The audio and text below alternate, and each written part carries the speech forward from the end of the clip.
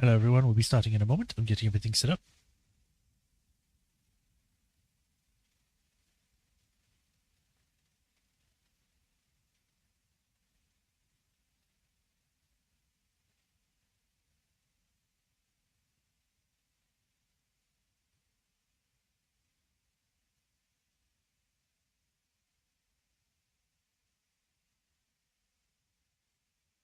Right, that's all done. Don't need these. Save that. Connection seems to be okay. It's been posted everywhere. I think we're good to go. So, hi everyone. Welcome to another stream of The Great Ace Attorney and the first stream for this week. How's everyone doing? Everyone's fine. I'm about the same as I was last week. I'm a little bit better, I guess. But, yeah, today we are continuing where we were last off, where the Reaper was convicted of murder of Mr. Gregson, the inspector. And now we got to try and prove his innocence, that he didn't kill him, because it wouldn't make sense for him to, but no one seems to believe that. We don't know what's happened or why he was killed at the moment, so we're going to be probably finding out this stream. And yeah, we'll have to see what happens. As a heads up, because I did say in the in my Patreon that the drive replacement that I mentioned last time seems to have worked, as you can tell. Otherwise, I won't be able to be streaming and I won't be able to be here. So yeah, hello. We shall see how it will go. Hopefully, it goes well. At the moment, it still doesn't apply any updates to my computer, so that might change in a few days if a new update releases. And it's like, wait a minute, you don't have these past updates. Let's download them. But for now, everything's still working, so we're fine. So I think that's everything. We were originally looking into the disappearance of like a guy, a warden from one of the jails, and he just disappeared. Apparently, he had been working there for the last 10 years, so whatever he's been doing something that earns him a lot of money. But after that, we ended up finding out that Grayson got murdered, so now we got to figure out why he was murdered, what he was working on, why he has a picture of the same woman who's married to the missing warden guy. So, yeah.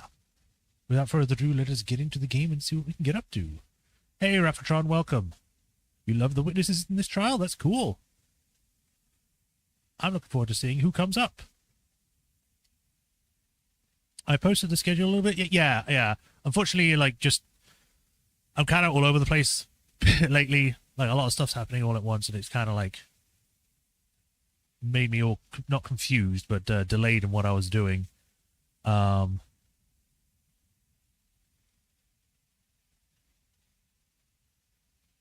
you know, hopefully things will start settling, and then I can go back to normal.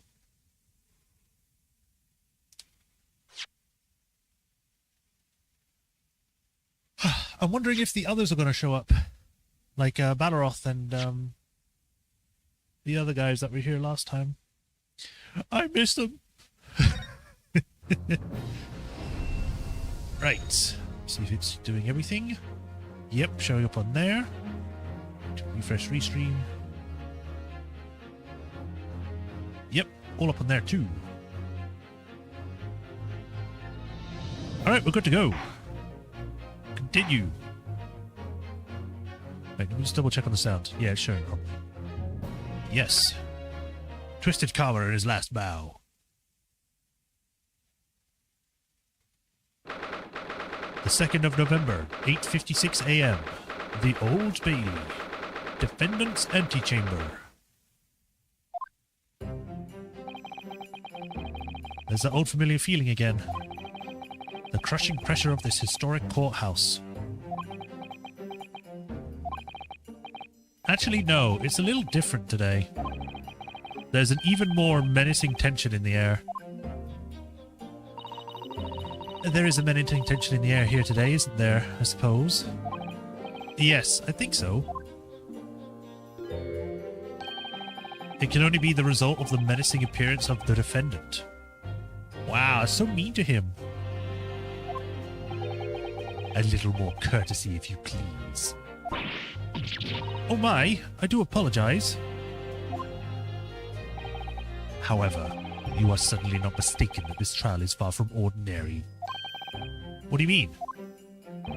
I'm not privy to the details, however. I understand that no jury has been selected. Oh! Really? A trial without a jury? Well, that's just like the trial of the professor 10 years ago. A closed court. Good morning, my dear fellows. Mr. Sholmes. Have you made note of my hair, Mr. Naruhodo? An outright victory for science, you must agree. To be perfectly honest, so much happened yesterday that, well, I completely forgot about your little hair problem. What to one man is a little hair problem, is to another a day of drinking of dubious potions after dubious potion. You have no idea how my stomach ails me this morning. Oh dear, how awful for you. He's actually all sad. I'm afraid you only have yourself to blame, Mr. Sholmes. And good morning to you, Mr. Reaper. I'm delighted to see you're full of vim. And you. I see London's celebrated great detective is as active as ever. Oh, you exaggerate, my dear fellow. Compared to my paltry engagements with a few trivial cases, the Reaper's overbearing presence is a far greater deterrent to the black roots of crime in our capital. And whilst I might not agree with your methods, there is at least one point on which I would readily recommend you. What an honor. And that would be...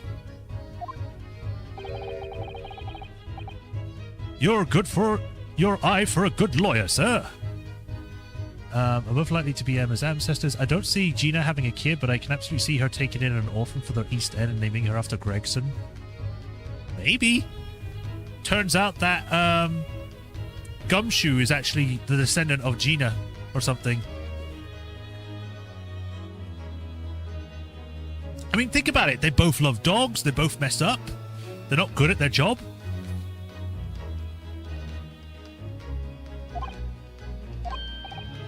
Mr. Sholmes. After all, behind this lawyer there's a very great mind, my own. What are you trying to say?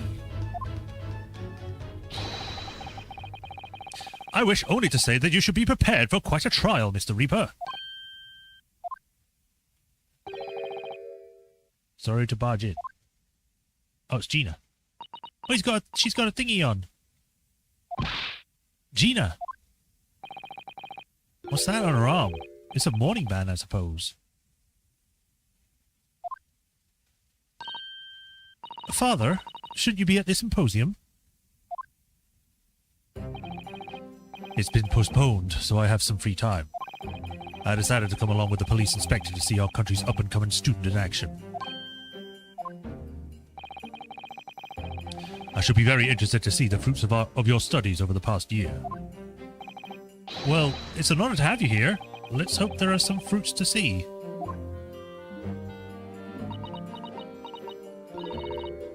Otto. Oh, yes, Gina?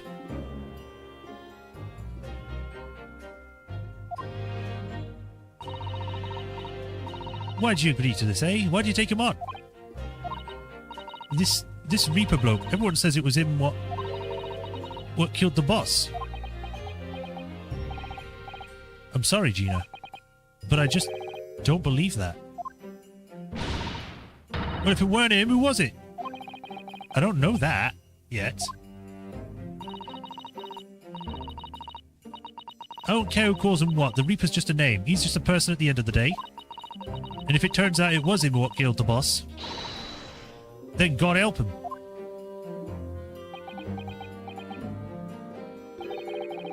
Fiery eyes indeed. Yes, the culprit deserves every ounce of your loathing. Eh? At least that may be some solace to the deceased.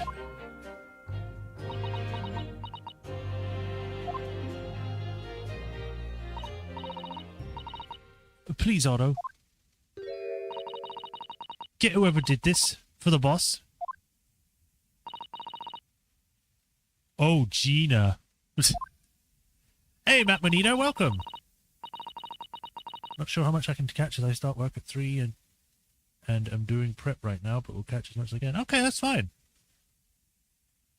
Good to see you that you managed to make it anyway, regardless. I hate feeling this useless, but there's nothing I can do. So you gotta find who done this and make the rich pay. Counsel for the defense and the defendant. The court will be in session shortly. Make your way into the courtroom at once, please. Alright then, here we go.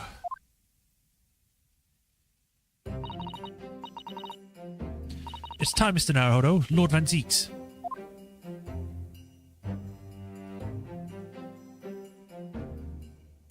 He's so blurry. Did he put Vaseline on? One who has lost his treasured brother to a mass murderer. One who lost his treasured father in a foreign court of law. And one who lost the man who helped her escape destitution. All that misfortune, all that pain, on course to collide headlong in this trial. It's time to shine a light on all these dark events. And whatever truth is revealed, we're gonna have to look it straight in the eye.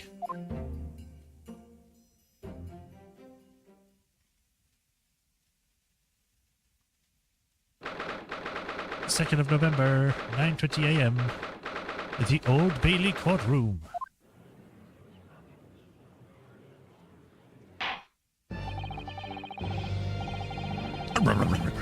In the name of Her Majesty the Queen, I hereby declare this court to be in session. We are here to conduct a fair and just trial of the defendant, Mr. Barrett von Zeeks. Counsels for the defense and prosecution, are you ready to begin? The defense is ready, my lord. The prosecution is more than ready. Oh, Kazuma-sama. I've been wishing to see you in court again for so long. It feels... But I never pictured it happening like this. I never thought I'd be facing you behind the prosecution's bench. The so-called Reaper of the Bailey has been a scourge like no other, undermining Her Majesty's justice system. Today we must uncover the truth behind this scourge. In other words, this trial is going to be a lot more far-reaching than Inspector Gregson's murder.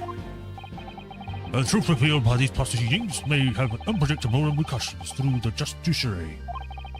Accordingly, they are not to be conducted as a closed trial, Or they are to be conducted. with no members of the public present.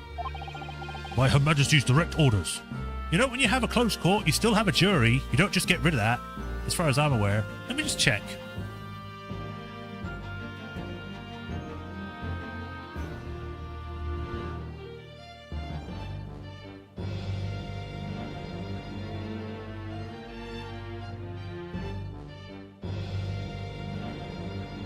Juries can be present in Crown Courts. That's not what I asked.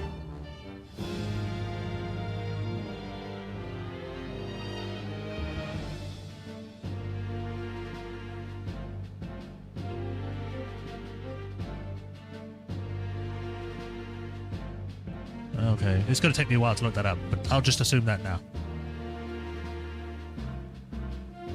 Cut Kazuma some slack. He's rusty and has severe brain damage.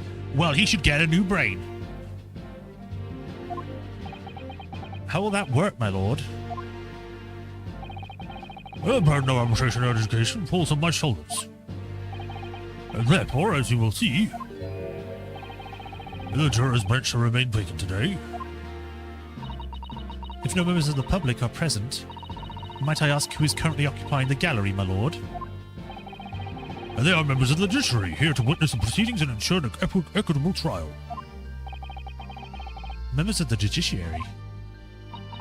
Oh my, this is a very unusual trial already. This is, of course, another unprecedented aspect to these proceedings on which I must elaborate.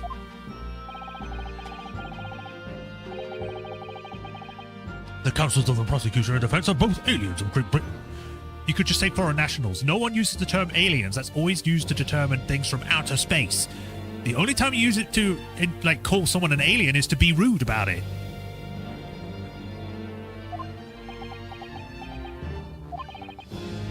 I believe it takes an outsider to see the truth sometimes.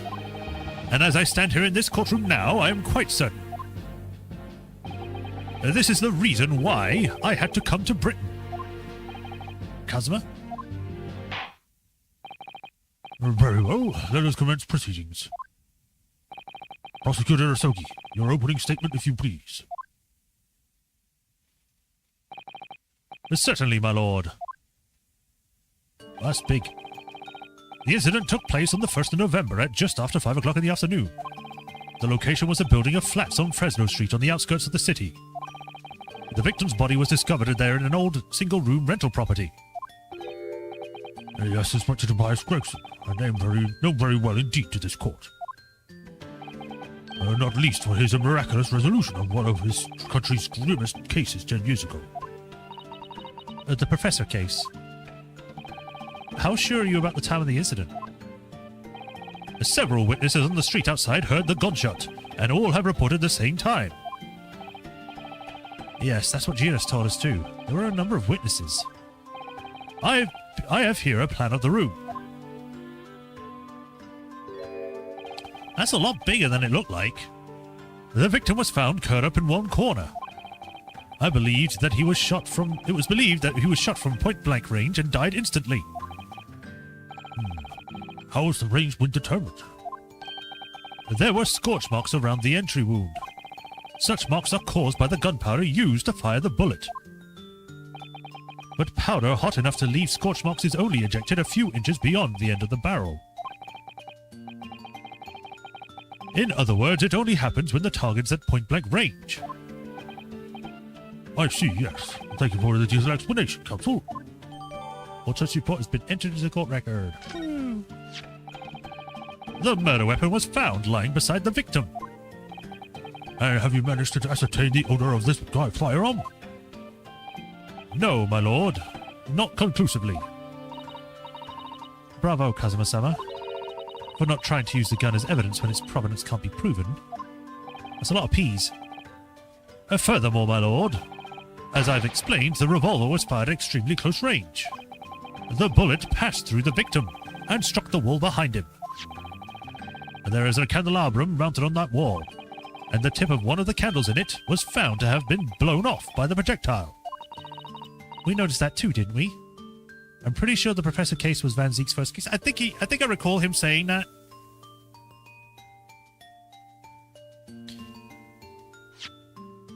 Check the author of the autopsy? I mean, I guess I can. For a minute then, I read that as the coroner was Tobias Gregson. Maria Gorey. Ew. Age 45, nationality British, time of death. There's no time of death. Cause of death. Victim was shot in the chest at close range from the front, resulting in instant death. Scorch marks at point of entry. The bullet exited the body from behind. The caliber of the gun used matches that of a standard issue firearm for the members of the judiciary. Yes, that's right. Thank you for the thorough report, counsel. The setting of the crime is clear to me. You will submit the plan of the crime scene as evidence, please. As you wish, my lord.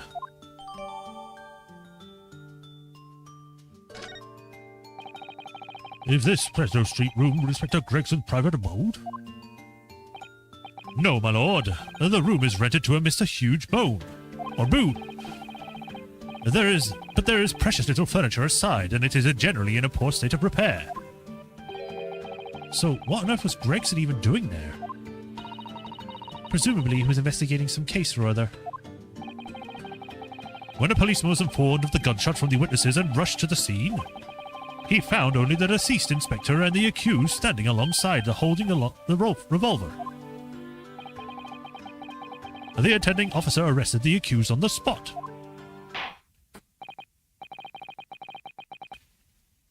Do you seriously call him Huge Bone again? I know, it's because of the words. It looks like that, so my brain reads it first before I finish reading the entire thing. So, the details of the case are clear. In that case, the prosecution would like to call its first witness. A name, please, counsel. And naturally, the accused himself. Lord Van Zeeks. As a prosecutor, he believes in the oath of office he's taken, and will be compelled to tell the truth.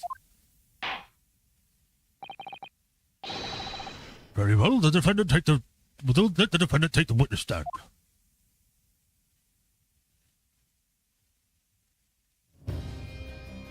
Dramatic music. So, witness, state your name and occupation for the court. Barrack Van Zeeks, Old Bailey prosecutor. I presume, Lord Van Zeeks, that you heard Prosecutor Ayusogi's opening thesis. I did. It is alleged that you were found at the scene of the crime, and that you were arrested by the arriving police officer. Can you confirm this? Yes, my lord. Then I'm sure the court would like to hear you explain some things away. Namely, why you were there in the room on Fresno Street at the same time in question. And what exactly took place. I intend to explain away nothing. I will simply tell the truth. I must say, Lord Van Zeeks, I never imagined this day would come. Or rather, I didn't want to imagine it would come. But since you became known as the Reaper, a part of me has been dreading it.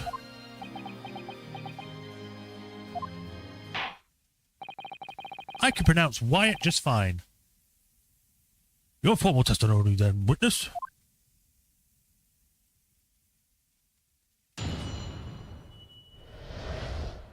The facts of the incident. I was investigating Gregson, and my inquiries had led me to that address. When I first entered the room that day, it was dark inside, and I saw no one. A moment later, I heard the gunshot. I spun around and saw the revolver on the floor. Just as I picked up the firearm to examine it, the door flew open and I heard a man scream. It was only then that the body of Inspector Gregson appeared before me.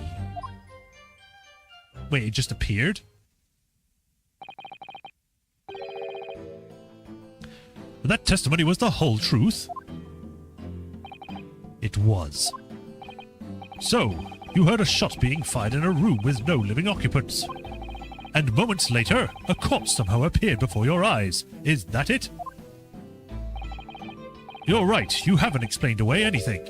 In fact, that would barely qualify as an excuse.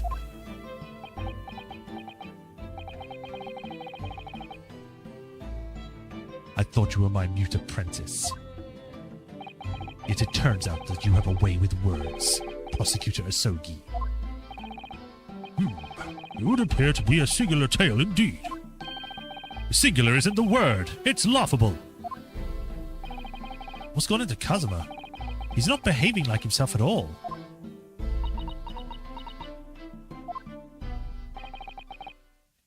Very well then. Counsel, you may begin your cross-examination. Yes, my lord.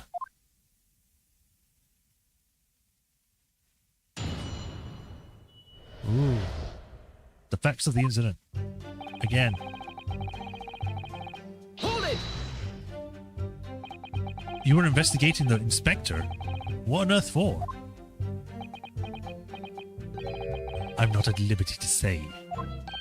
Sorry? I'd identified a distinct possibility that Gregson was involved in a case I was investigating. Regrettably, though, he was killed before I could secure the proof I needed. Is the court to understand, then, that on the day in question, you followed the victim to the scene? No, I was privy to his movements in advance. How? I stole into his office in the yard and consulted his diary. The address on Fresno Street was noted in the 5 p.m. entry. You illegally entered the man's office? In Japan, that alone would constitute a very serious offense. As it does in Great Britain, I assure you. Is that not the case, Lord Van Zeeks? I was aware of the possible consequences. So, in summary, you were investigating the victim. And yet, you refused to tell the court why. I didn't realize British prosecutors enjoyed such freedom to choose what to divulge under oath. Why did I ever think I could defend this man?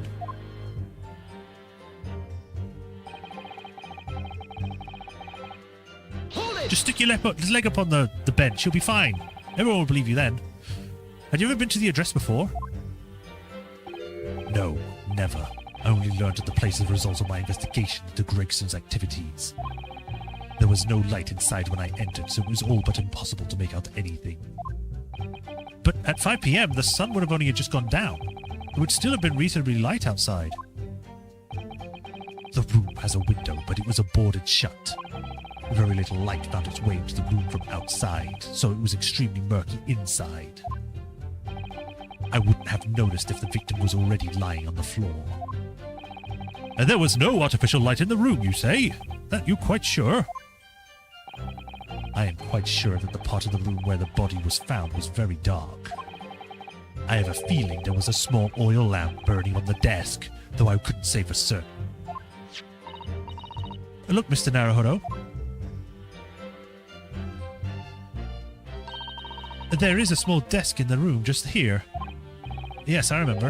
And there was an oil lamp on it, as well as the framed photograph. When I entered the room, I closed the door behind me and started towards the desk to investigate. And what did you find? Nothing. I never actually reached the desk.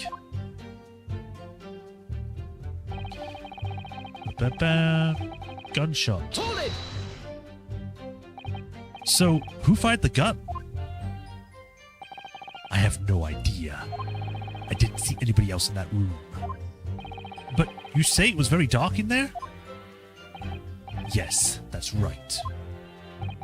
All I can tell you is I didn't sense another presence. And you said person, and then I combined it into presence, so it was presence, which is not a word. Aha, then could it be that the gunshot actually originated from somewhere outside the room? No, that's the answer to the question. Oh. Without a doubt. The sound emanated from inside the room. I could smell the gunpowder. Ugh, this is going from bad to worse. And you say that the point at which you noticed the revolver on the floor? Correct, and I foolishly picked it up. That was the carelessness on my part. What is with prosecutors always picking up a gun when it's been shot? It's like, oh, I've got to pick it up and look at it. Oh no, I put my prints on it now. Presumably then the gunshot you heard came from the firearm that you somewhat hastily took in your hands. In point of fact, my lord, I believe it did not. What? The barrel of the revolver I picked up was cold, and there was no smell of spent powder. But then, where on earth is the gun that was fired? Whilst I would like to oblige you with an answer, I'm afraid I can't. I too would dearly like to know that.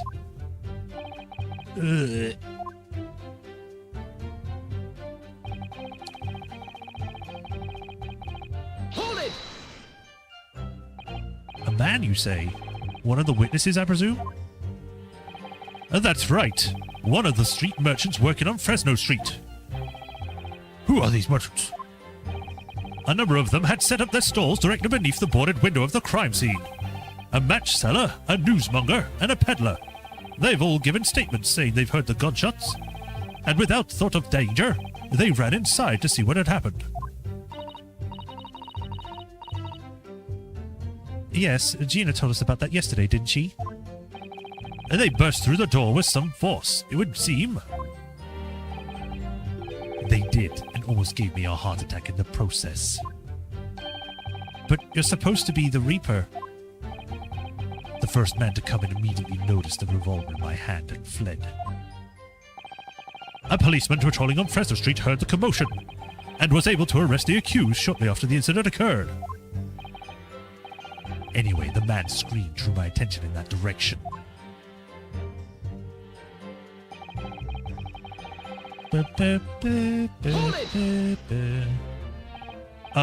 What do you mean by that? In what way did the body appear? I honestly can't explain it, but it's the truth. As far as I was concerned, the body hadn't been there until that point, and then suddenly, there it was. Did you perhaps hear the sound of the victim falling to the ground just beforehand? At that moment, what I heard was the sound of the door flying open and the scream of the man who came inside first, nothing more. I see. After the man fled, I examined the body. I was stunned to find that it was Gregson. Most curious circumstances indeed. How the inspector was killed or how his body seemed to appear out of nowhere, I have no idea. Objection! Oh, Surely the court has heard enough. My lord, the cross-examination has clearly revealed that the accused, Barak van Zieks, is lying on multiple fronts. ooh. What is that supposed to mean? Good gracious, counsel! The defendant is lying, you say? In his testimony just now, he claims that he failed to notice the victim's body because the room was dark. That's correct. No, that's impossible. As proven by the candelabrum. How does that prove anything? If you examine the tip of the long candle, you can see it has been blown off by a powerful impact. One would assume that the projectile from the firearm passed through the victim and struck the candle. Dramatic music, jeez. The problem comes when you consider the other two candles, which are perfectly or clearly of a different length. Yes, I can see that only the candle that appears to have been struck by the bullet is long. We could reasonably expect someone to have lit all three candles together. Which begs the question of why only one had ended up longer than the others. That must be because that particular candle was extinguished when the others were still burning. That's right. When the candle was hit by the bullet, it obviously went out. But the other two candles would have still been burning, so the fact is, the victim's body would have been illuminated by this light still thrown by the candelabrum. And the accused claim that he could see the body clearly contradicts those facts. This is the premiere of Prosecutor Sogi's theme? I think so. Hello, Saroon. And now to the next lie. There's more? The accused also claims never to have visited the scene of the crime before. That's the truth. In that almost empty room, the police discovered something very unusual. A board covered from top to bottom in police documents and newspaper cuttings. It is his theme. It's literally his theme, but it's a more like, I guess, aggressive form of it. I can't remember if I even said this now. A board covered from top to bottom in police documents and newspaper cuttings. Yes, that's right. We saw it too. It goes without saying that the contents of the police documents cannot be divulged. However, they included a number of reports from various historical cases, the oldest of which was from 10 years ago. 10 years ago? This is starting to sound familiar. And there is a common thread linking all of the documents on that board. Indeed. What is the common thread, counsel? They all relate to cases prosecuted in court by Barak van Zieks. All of them? And furthermore, all those cases are ones in which the defendant was acquitted. Oh, good lord. Interestingly, none of these defendants are alive today, because all of them have been sent to their graves by the Reaper. Oh no.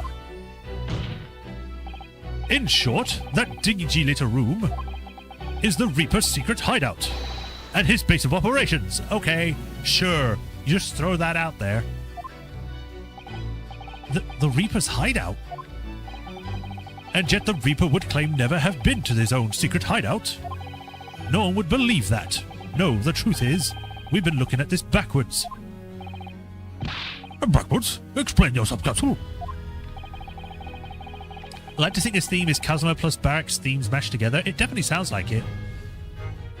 Inspector Gregson was investigating the identity of the Reaper. When he discovered the location of the man's secret hideout, he was killed. As I'm sure everyone can imagine, by the Reaper's hand. What? What?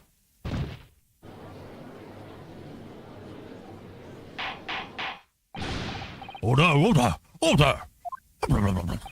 Very well, I hereby state the current opinion of the court. Barrett Van is an outstanding prosecutor who has rendered great service to his country. However, it is with deep regret that I must concur with Prosecutor Sudi's contention that the defendant's testimony exhibits a number of stark inconsistencies with known facts. All I have done is stick the truth as I know it. Cosmo's done a brilliant job as ever. Watching on several DICE devices again? Ooh, okay. The echo is insane. Oh god. He's drawing on his experience as a defense attorney to build his prosecution case, and it's formidable. Counsel, you will submit the board that you just showed the court as evidence. I believe to be fundamentally establishing the facts surrounding the Reaper's existence. Thank you, my lord. No board has been added to the record. And now the prosecution would like to call new witnesses to the stand. Let me have a look at this board first.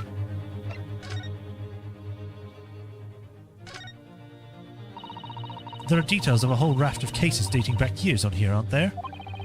The paper from 10 years ago is browning from age. Look. Out of interest, the most recent thing appears to be this newspaper cutting here. Oh, it's the same Red-Headed League advertisement that Mr. Sholmes had picked out. And do you remember, there was a red hair piece on the scene too?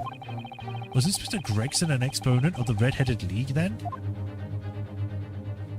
There's a handprint back here. Oh, what's this? Mr. Naruhodo, look. Yes, it's a smudge of some kind. In fact, it looks like a handprint. And the colour. That's blood, isn't it? Oh dear, how disturbing. Details on the notice board have been updated in the court record. How strange. Why is there a bloody handprint on the back?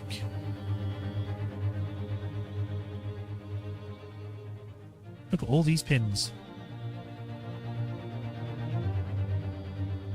Nothing stands out else on this board, so... Witnesses who saw the events unfold on the day in question. They mentioned in the previous testimony too, if you remember. Yes, the street sellers who heard the gunshots and went running into the room. Very well. Read the witnesses in. The defendant may step down from the witness stand. Certainly, my lord.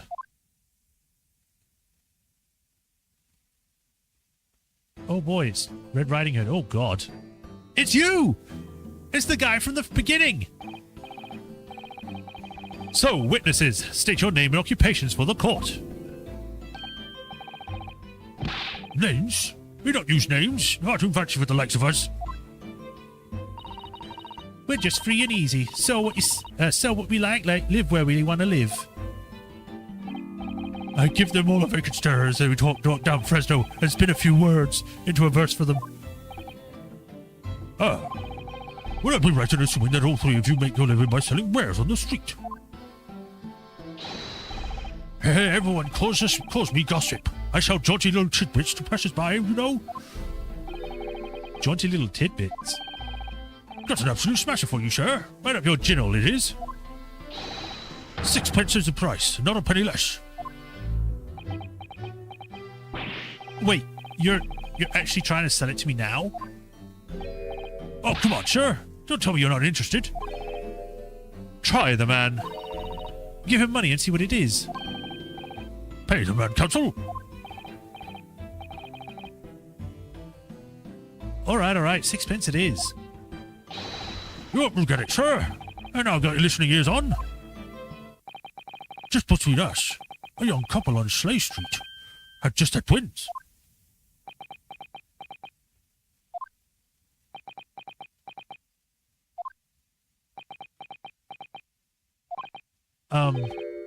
that it? Oh, no, that's not it. It's gossip, isn't it? It wants to spread. But that's bits up to you and your mouth, of course.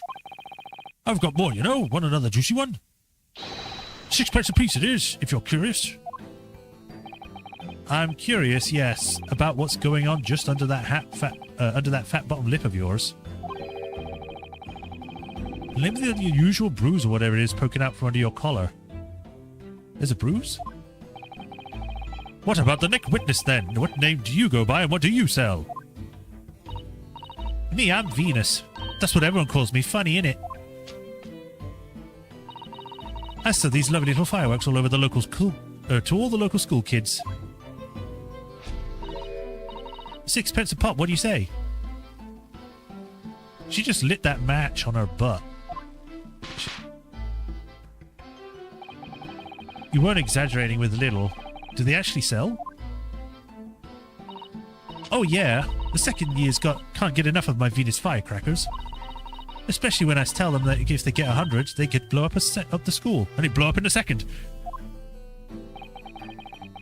Not the most savory ideas, young lady. What do you say then, eh? Want a pot with 6 for a pop? Wait, what? You want me to buy one? Tell you what, I'll let you in on a little secret. If you get 100 of them, you could blow up the whole courtroom. Try the woman. Give her the money and see if she's right. Pay the woman, counsel. All right. I'll buy one. A lovely stuff. Right then, this is something a bit extra just for you. The Venus special, only 600 pence. That's a big one. This is 600. It's 100 of my regular fireworks. Nothing little about that, is there? And there'd be nothing little about the punishment if I blew up the Old Bailey, either. What sort of bang could it make? And the last witness, what name do you go by and what do you sell? I'm a thinker, me. Think all sorts of thoughts. I'm think, therefore I am. I am, therefore I think.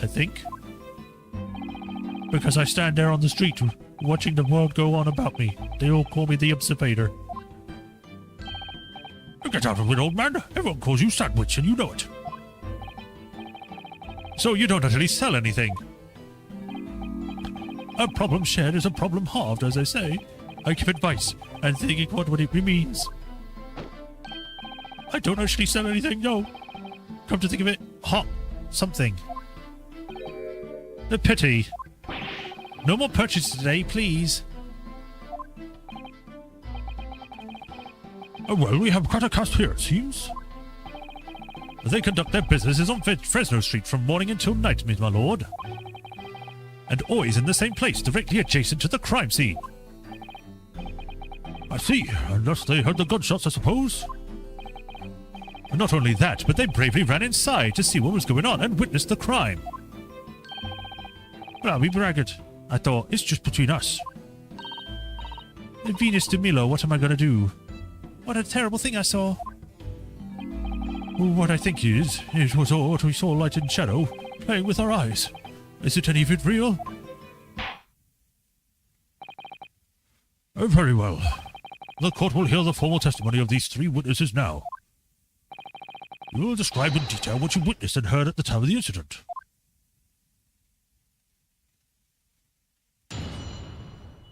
Okay then. Alright, let me have a look at this new evidence I got. What was it? Firecrackers?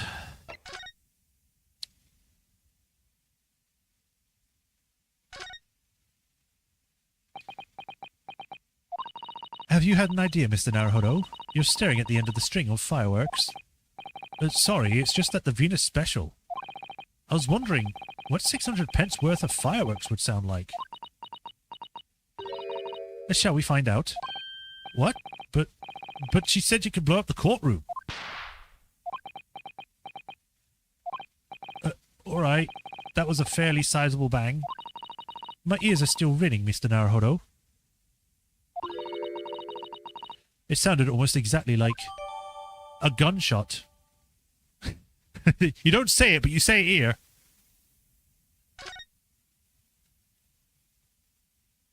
There doesn't seem to be anything else about them.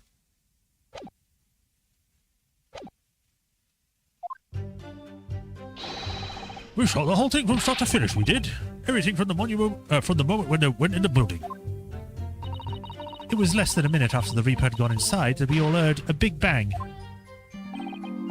Seems to be that quick to talk, quick to walk. Gossip can't wait to go and see what happened. I ran into the room and there he was, the Reaper, gun in hand, standing over the dead body. I was scared half to death, me, so I ran off to find a copper.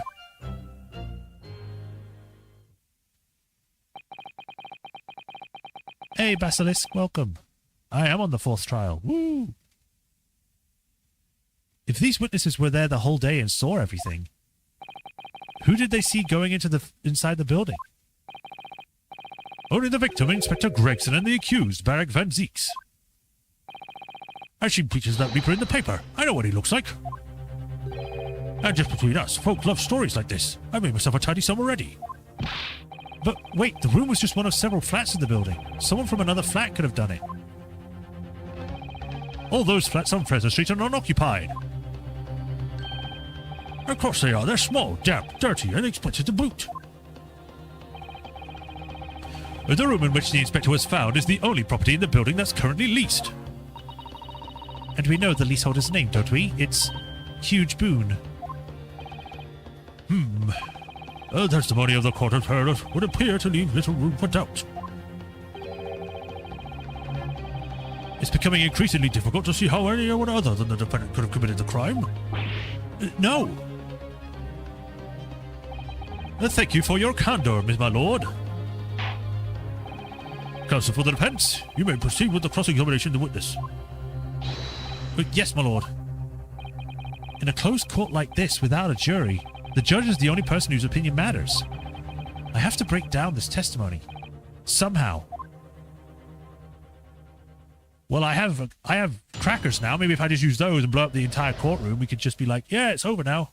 I win. Hold it! When you say they, who do you mean exactly? Inspector Gregson and the defendant, Lord Van Zieks? I suppose so. The likes of us don't know the names of high and mighty. But I'll tell you one thing. It was the old Reaper that went in last. That's for certain. Sure. Just behind Gregson? Or just behind Inspector Gregson? Did they arrive at the same time as each other? Oh, no, not at all. The first fellow must have gotten inside a good 15 minutes before when he heard the gunshot. What are you doing? Stop playing with your lip!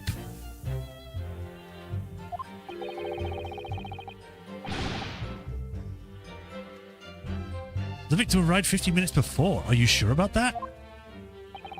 I am sure. Am I sure?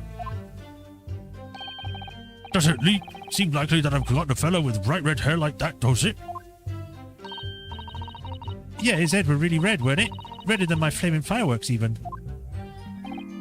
That fiery red mop still burn on the inside of my eyelids, it is. Wait a minute. You're saying the man was a redhead?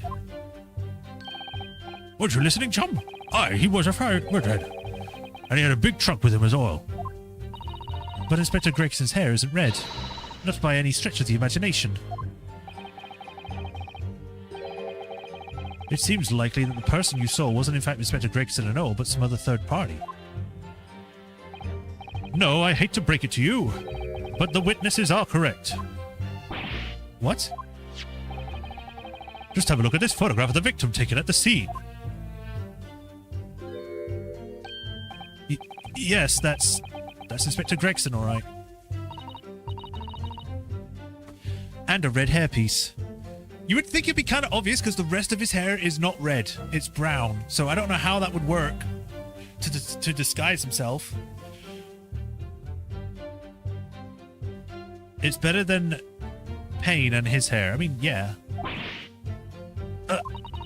Of course. We saw one on the floor when we investigated the scene, didn't we? I still refuse to believe Inspector Gregson wore a hairpiece, though.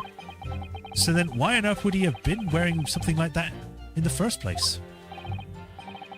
The colour does seem to suit the man, might say. The photograph will be submitted as evidence. Please, Captain. Alright. Well, I can't examine it, but it's there. And what became of the trunk that the red-headed victim was supposedly carrying? I was informed that no trunk was found at the scene. So it just disappeared. Oh, 1 second, I'm yawning. Ugh. What, do you expect us to have been watching the building every second, do you? We definitely saw him in the dark going in, though. No question about that.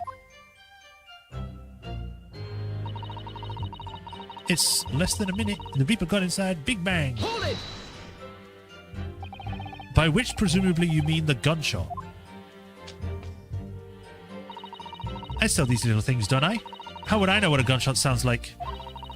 But I've always thought it probably sounds a bit like this, doesn't it? And you say that you heard the noise almost as soon as you saw the defendant here enter the building? That's right, it was almost straight away. Bang, it went, just like that. Well, he's the Reaper, isn't he? It's what the French call a fait accompli. When the Reaper's around, the people are gonna go into the ground. I mean, that's what he does, right? I think you get the message. The Reaper couldn't allow the inspector to live after he discovered his secret hideout. And there can be no clearer motive for the crime. Yes. It's certainly an eminently credible motive. Great. And at that point you ran inside, is that correct? Bam, bam, bam, bam. Hold it! So, when Gossip ran to see what happened, did you two go too? Well, me, I'm a bit hampered, see? All the signs are that I can't move very well. You were way behind, presumably, with that sandwich board around your neck and the big sign in your hand.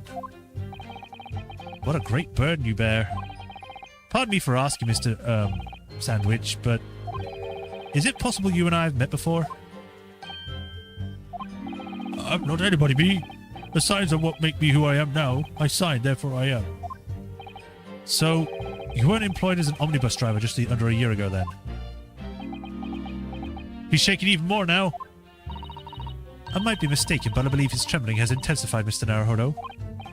Yes, I agree. He's clearly been through a lot. Turn down King Hennessy and Black Widower's arms is just there. Oh dear, you have made him hide behind his sign. Life is full of surprises. I ran into the room where he was, the Reaper, gun in hand, standing over the dead body. Wait a minute. So then, you were the first person to arrive on the scene. Is that right? That I was. Kicked the door open like the professional, I did, and yelled out, "What's going on up here?"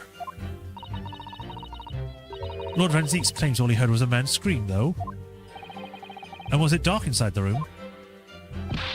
Oh no, not dark at all. There were candles burning on the wall. Really? And there was a fella collapsed on the floor. Just between us. It's the first thing I noticed when I got inside. I see. Even though Lord Van Zeeks claims not to have seen any such lights on the wall. The next thing I noticed, someone was standing right beside the body. The accused, Barak Van Zeeks. That's right, the fail-faced Reaper himself. I was a little shocked, I won't deny it, but I'm no lily-livered coward. I stood my ground and gave the Reaper a cold, hard stare myself. Excuse me. Do you have something to add, Mr. Sandwich? There's really nothing to me. Empty in the head I am. Just 2 slices with no middle. So I don't know what you could want with me. I think that maybe you just remembered something. Having heard Mr. Gossip's last statement, I mean. What I think is, we're all nothings, really.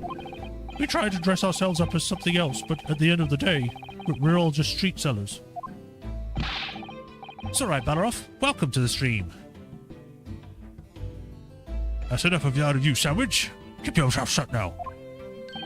Unless you want us to make you into a real sandwich. When he saw the Reaper, he fell clean over his backside. That's it? Oh, you rotten beggar. I told you to keep that a secret. He screamed, he did. Screamed and scrambled off on the floors. That's what I wanted to say. Mr. Gossip, is this true? The floor was dead slippery, that's why. I planted my hand in a filthy pool of blood, didn't I? Yuck. What? A pool of blood? But listen here. Or even when I was sprawled on the floor, I still kept giving the Reaper a cold hard stare. Don't you forget it. Let's just go back a little. Did you say you got blood on your hand? I did. I happen to be the best of us at times, doesn't it? So I was scared, so I slipped over. We can't keep it between us, can't we? No, Mr. Gossip, I'm going to have to ask you to add that information to your formal testimony. Oh, if I must. The witness will amend his testimony to include the aforementioned details at once. And then we might be able to provide or prove that he might have touched the board. I'm pressing R, not E.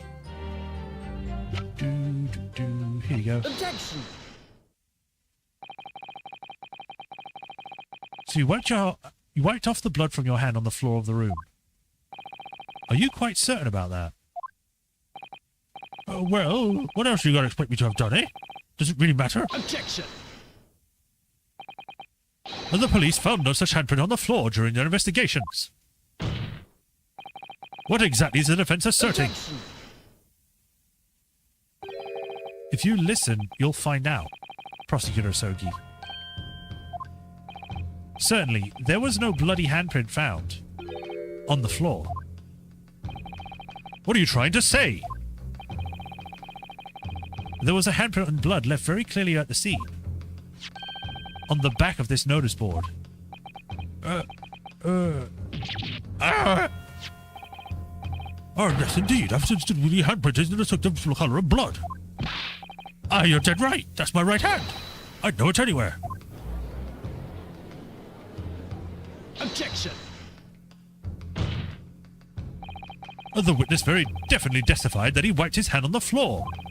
Any handprints on the back of the board are irrelevant. Objection!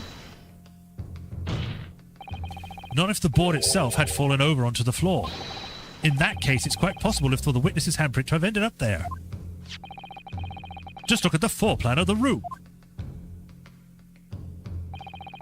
The notice board was in the opposite corner of the room to the victim and in an upright position.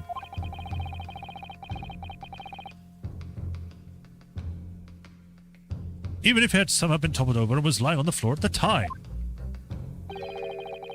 it would have been considerable distance from the body. I fell over when I came across the body, so I was basically right next to the corpse, not on the other side of the room. In other words, the defense's assertion is contradictory. Yes, it is. There's a very definite contradiction here, for which there must be a reason. I take it you formulated a proper hypothesis, Counsel. Balroth, I rode over onto my Spamton plushie the other night after turning his voice box off, and I almost got asleep, and then I moved. I got jump scared by Big Shot.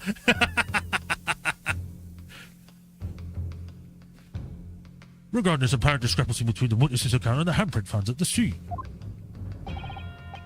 I have, my lord.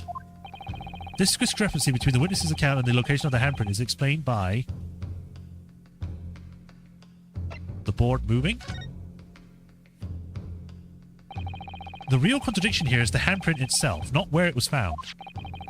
As the court can see, it's upside down. Good gracious, so it is.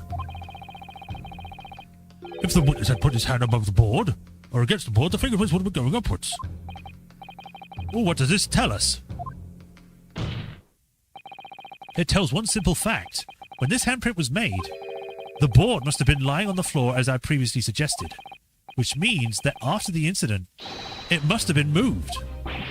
What? Objection!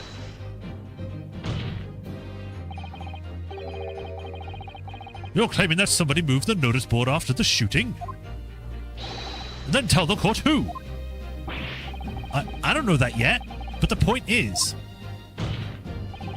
When you consider all the testimony we've heard so far, we can now be very clear on that one point. And that will be?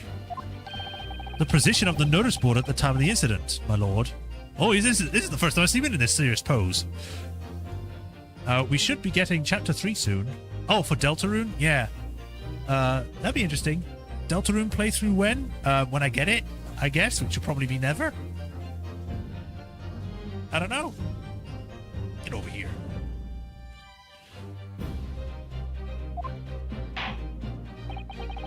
So the council, I must ask you to clarify your assertion for the court. At the time of the incident, where do you think you maintain the notice board was situated?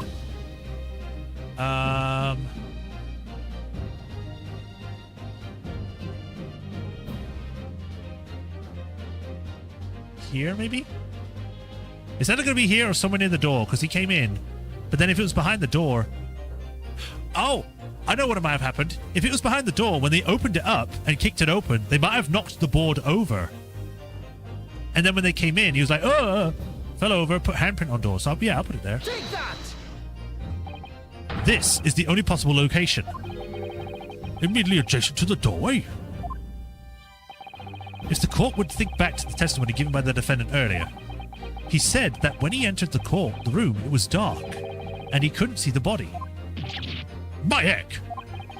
If the notice board had been here, the body would have been completely hidden from view, and the light from the candles would have been blocked, making the room appear darker. Objection! But the accused also claims that the victim's body simply appeared before him.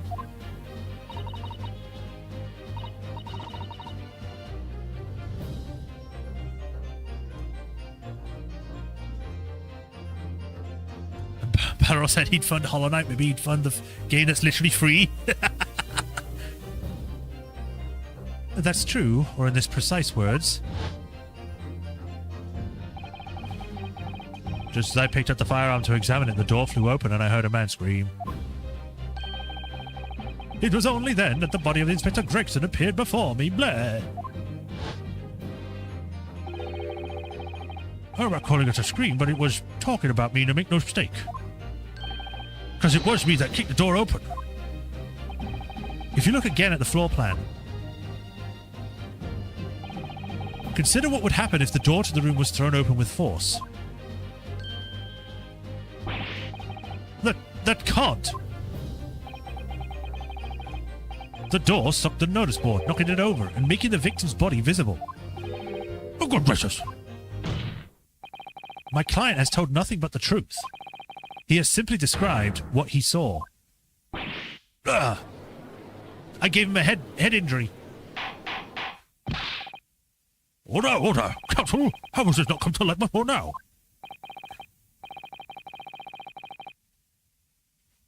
After the incident, somebody must have righted the board and moved it into the position where the police, myself, and my colleague saw it when it was investigating the room.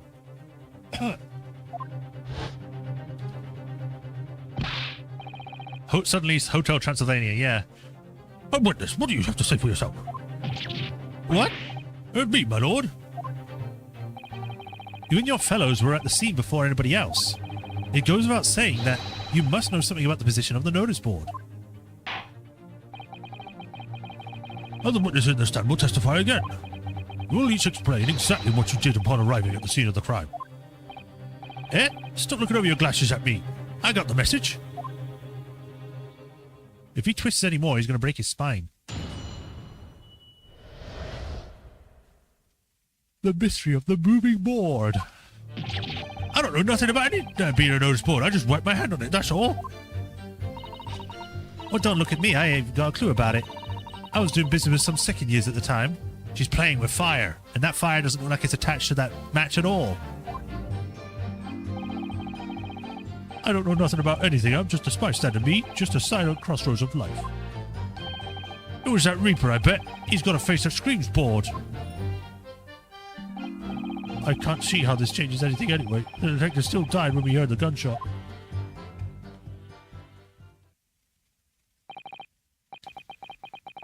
So none of you can elaborate further. shaken by the crime they witnessed, and with only the light of a few candles and an oil lamp by which to see. We can't expect these witnesses to be able to give a more precise account of what have happened. That's right, yeah. If you don't pay to expect too much. It's man's endless quest for knowledge that's destroying the world. That's what I think. Do you really? In any case, as the testimony shows, even if the notice board was moved by somebody following the incident, it makes no difference. When the gunshot rang out, the accused was the only person on the scene. In short, the only person who could possibly have committed this crime is Barak von Zieks. None of this wrangling over the board changes that simple fact. Oh, quite so, quite so. Does the defense still wish to cross-examine the witnesses despite the circumstances? Well, most certainly, my lord.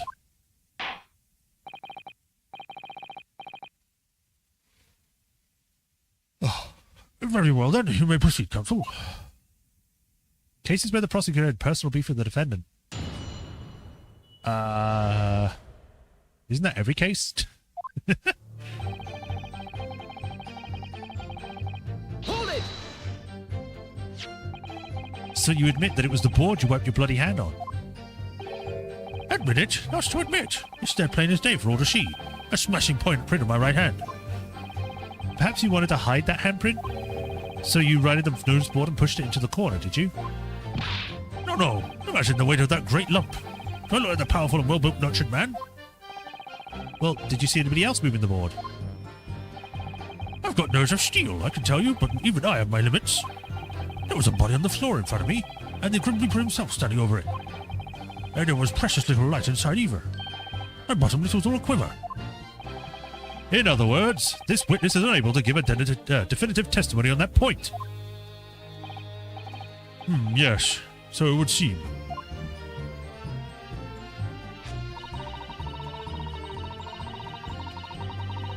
Hold it!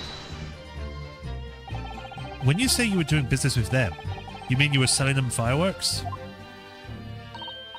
Yeah, what else? There's that priory school just around the corner, see? Those cheeky little so-and-sos have got a plan to blow our school to kingdom come. Deliverance? 2? In comes an advert for it. So I've been telling on them, letting their teachers know what they're up to. Oh, you have? Yeah, I wouldn't want anyone to get hurt, so I let school know that the kids are playing with dodgy toys. Then, praise the Lord, the teachers take all the fireworks off them. And then, praise the Lord again, the kids will come back to buy more. Everyone's happy, see? What a racket. Of course, and sometimes the teachers give me a little bonus to thank me for letting them know. It's a busy old life selling explosives. Really, this is a guileful goddess indeed. Well, tell you, barefaced life is all kind of my thing, really. I'm never so good at it. Excuse me. Something wrong, Mr. Sandwich? If I said it was, could I just leave it at that? Would that be the end of it? No. Did Miss Venus's statement just now bring something to mind, perhaps? Philosophical thoughts. Deep philosophical thoughts. As soon as the last stream ended for Rapatron, 2 of his Miis got divorced. Aww, that sucks. My school's been... Astro dude, my school's been blown to pieces. Let's say there was a great liar. And that great liar said, without batting an eye, telling barefaced lies is kind of my thing. I'm ever so good at it. Would those words be hers a lie too? Or the truth, in which case, she's not a liar. Ooh, it's hellish paradox, that one. Don't you think?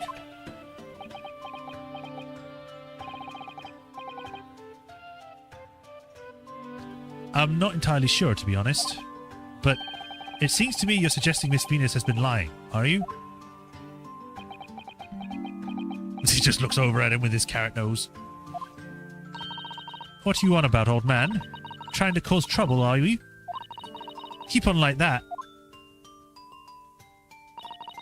And I'll wrap your whole body in firecrackers and set them off. That'll give you something to be terrible about.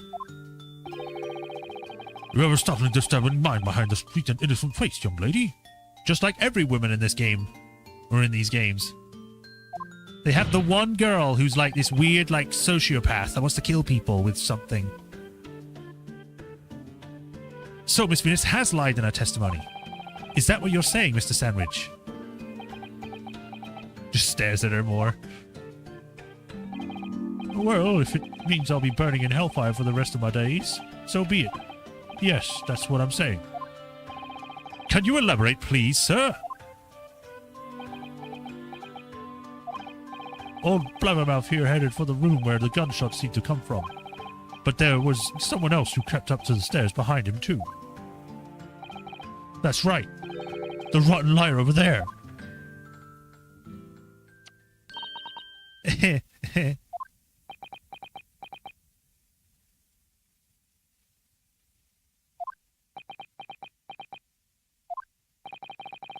Do you mean to say that you did in fact betake yourself to the scene of the crime after all?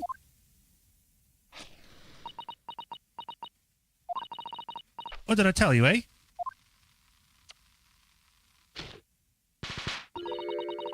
I said I was good at telling barefaced lies, didn't I? Yes, you mentioned it. Well, that revelation rocked the whole courtroom, didn't it? Who knew firecrackers packed such a punch?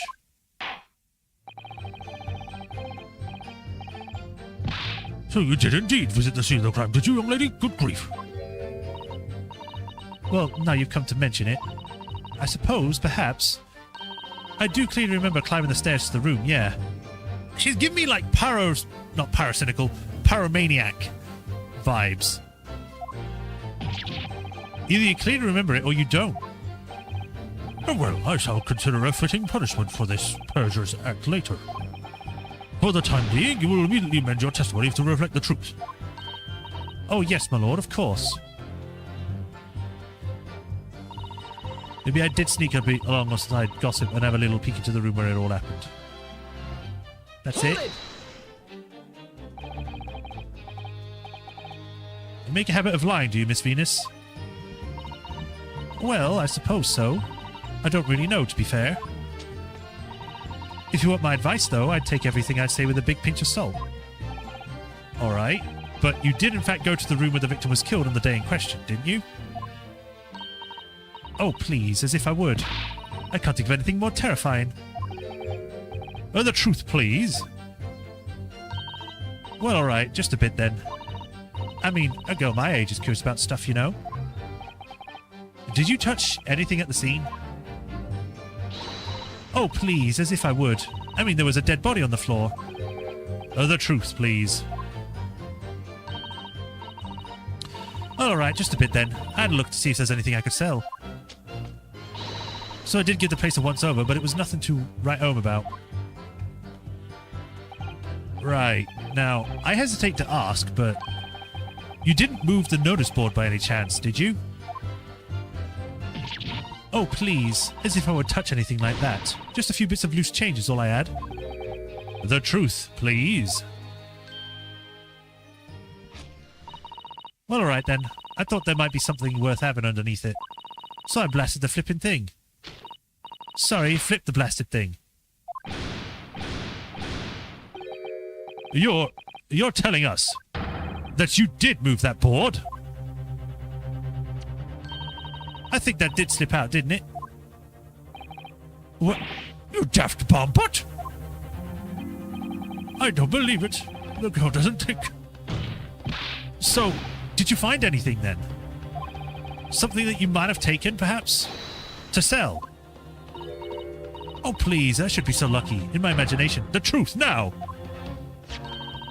I might have found this old pocket watch underneath the notice board, I suppose. But a bit of junk... So it was you, was it? You're the one that took it. Gina. Young lady, may I remind you where you are? That watch there... That watch... That was a present to Inspector Gregson from the yard for a big case he solved 10 years ago. The professor case, no doubt. The boss used to wind it up every evening without fail when he was waiting for grub to come out the pub. I see. I swiped it off him once, and blimey was he upset. He gave me a right earful. He said he hadn't missed a day in the last 10 years, polishing it and winding it. It meant the world to him, that watch did. Possibly not the best thing to go diving for, then. It's not all that, though. I took it to Jabez that night to ask how much it was worth, but the old dealer wouldn't touch it. Wouldn't give me a penny for it, said it wasn't working. Knocked about and worthless, he called it. I knew I should have lifted it. It's like she's looking in a mirror at her past herself or something. Is it just me or is Kazuma fine? I guess? It's the cravat that's doing it, I think. That watch must be submitted in evidence at once. Oh, please, just so long as you promise to give it back when we're done. Not a chance. I'll swipe it from you if you try to get your grubby mitts on it again. Well, that's enough. Hand the watch to the bailiff forthwith. Now, children. Watch your manners. Good Lord. The glass appears to have been broken. More than likely, it shattered when the inspector was shot. It doesn't tick anymore either. Which is why Jabez didn't want it. What a waste, eh?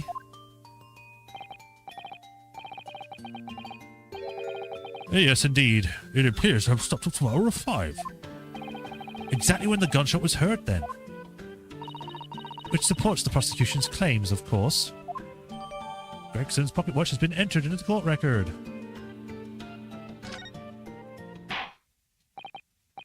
Well, it would appear that the mystery of the moving notice board has been solved at least. And as predicted, it had very little bearing on the case. And now then, continue with your cross-examination, please, Captain. Sneaky reference there. Jabez is the first name of the pawnbroker in the Adventure of the Red-Handed League. Ah. Right, where is it? Let's have a look at this. The glass over the face really is badly cracked. Look. What a shame the inspector clearly looked after it so carefully. I imagine Mr. Sholmes could repair it, don't you? Yes, I should think so. It's very adept at things like this. A useful man to have around, in fact. But kindly remember that he's a great detective, Mr. Naruhodo, not an odd-job man.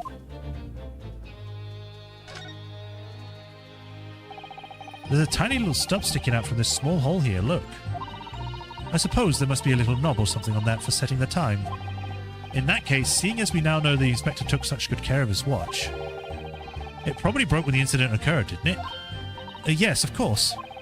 Which could mean that there's a small part of the watch still at the scene, maybe.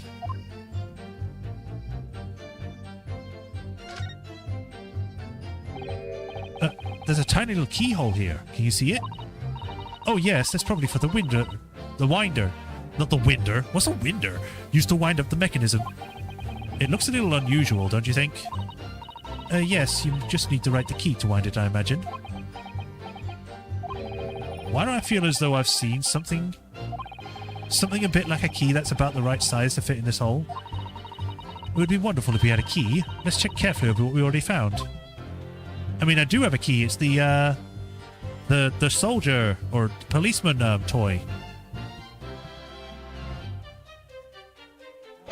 The question is, how do you use it on that?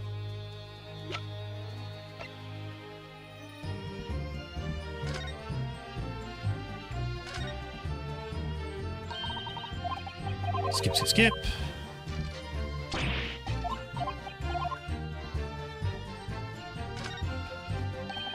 Miss Susanoo, do you think perhaps this key could be the key for Inspector Gregson's watch? Oh, yes, it could be. Let's try it at once. There's not a moment to lose. Okay, I guess I was right then.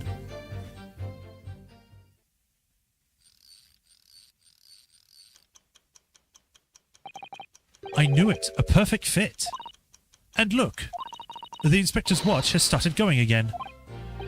So it has obviously just not been wound up, that's all. What is it, Mrs. Arrow? Oh, well, if the watch isn't actually broken after all, I have a feeling it could have profound implications. She's deep in thought now. Perhaps I'd better start thinking deeply too.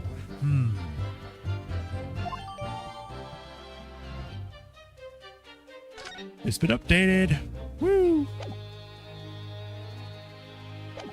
Well, okay then.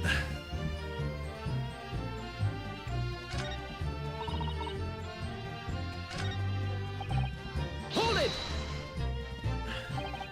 But you did go to see what happened in the room, didn't you? Fresno Street is a whole world. That's all I know, and all I know of it. I have to be business. I have to make it my business to know if I want to hold my sign up high. So you did go to see what had happened. It's not the destination that's important, it's how you get there, isn't it? Did you notice the notice board in the room? If you think about it, we're both the same species, aren't we? Both different members of the sign family. So if I'd spotted it, I might have tried to trip it out above a sense of rivalry, I admit. Someone really needs to tell you that you're Homo sapiens, not Homo sinians. Oh, God. Does that mean you didn't notice the board? I can only repeat what I said before. I don't know anything about anything. I'm just a bystander, me. Just a sign on the crossroads of life. In which case, just who is responsible for moving the notice board?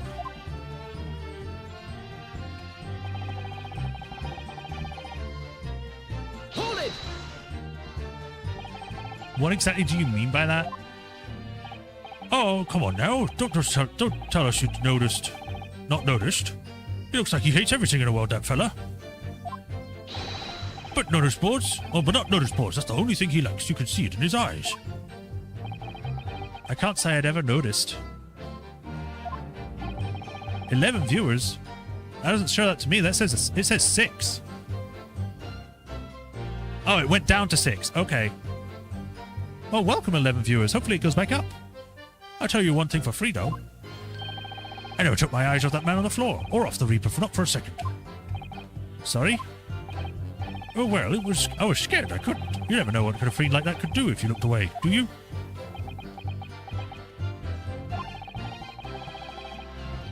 If you didn't take your eyes off the defendant, you should have been able to confirm categorically whether or not he was the one who moved the notice board.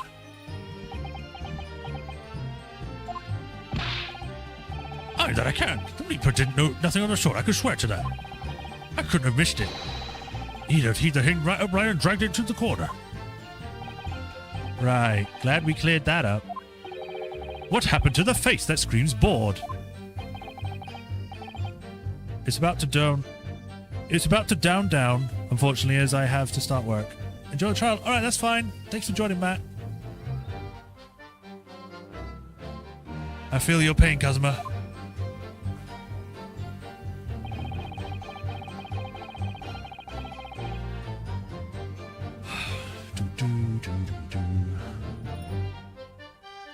This might be the place where I present the stopwatch, because if it's just not been wound up, it might have continued on.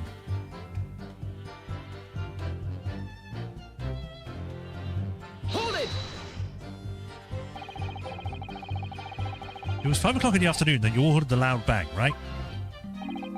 Maybe the notice board fell over, or maybe it didn't. Maybe I fell over, or maybe I did. But the Reaper's fate is sealed either way because of that gunshot. We all heard. Is your fate sealed too? My fate? That's right. The defense is fated to lose. And the prosecution to win. In other words, it all hinges on that single gunshot. So if I could just find some problem with that part of their story, it may be possible to change all of our fates. Of course, none of that changes the fact that I heard what I heard, does it? Not much to go on. As you pointed out, Mr. Naruhodo, there's no question that the notice board was moved, so somebody must have done it. But it did happen after the event, so maybe Kazuma is right, and it's not relevant to the case? But it seems to have been deliberately positioned so as to hide the body from view. So I feel sure that there's some deeper significance to all of this. Yes, I know what you mean. I've no doubt there are more clues to be uncovered. You're on the right track, I can feel it. So follow your instincts. Alright then. My instincts tells me it's the last statement.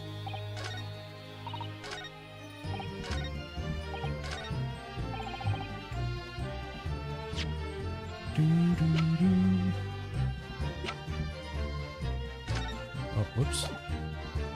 Objection! Down to 1. It still says 6 for me. I'm afraid that's not necessarily the case.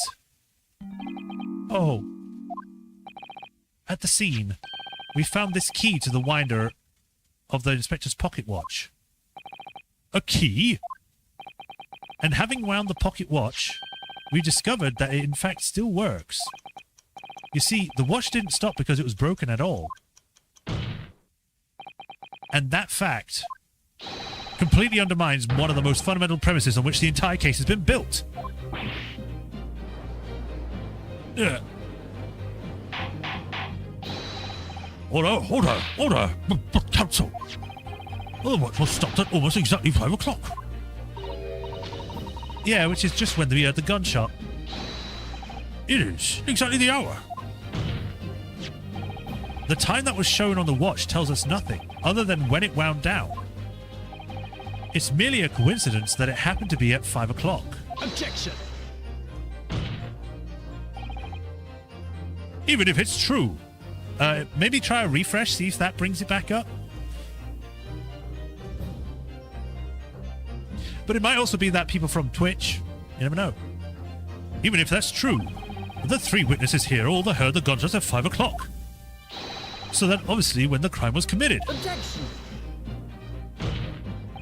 No, that doesn't hold. Why not? I'm so angry. Recall what Inspector Lestrade said only moments ago. The boss used to wind it every evening without fail when he was waiting for the grub to come at the pub. Said he didn't miss a day in 10 years, polishing it and winding it. I am much more eloquent when I'm in this flashback. It meant the world to him that the watch did. The victim was in the habit of winding his watch once a day, in the evening. We can reasonably assume, therefore, that he wound the timepiece on the evening before he died as well. Oh yes, that would be entirely reasonable. But if that's the case, you wouldn't expect the watch to have completely wound down by 5 o'clock the following day. Oh, aye. Well, how do you explain it then? In summary, the evening before the day of the incident, when the gunshot rang out in that room, the inspector was already unable to wind his watch. You can't mean... What would stop a man winding his watch if he's been in the habit of winding it every single evening for 10 years? He lost it. He doesn't like watches anymore. The obvious answer is that he was already dead.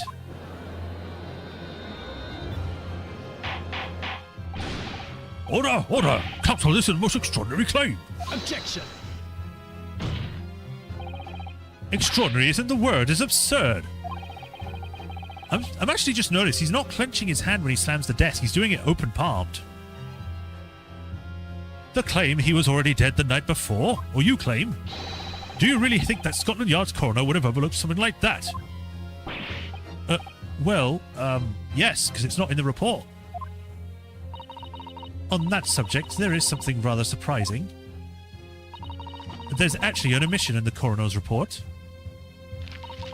The time of death is not noted. That's right.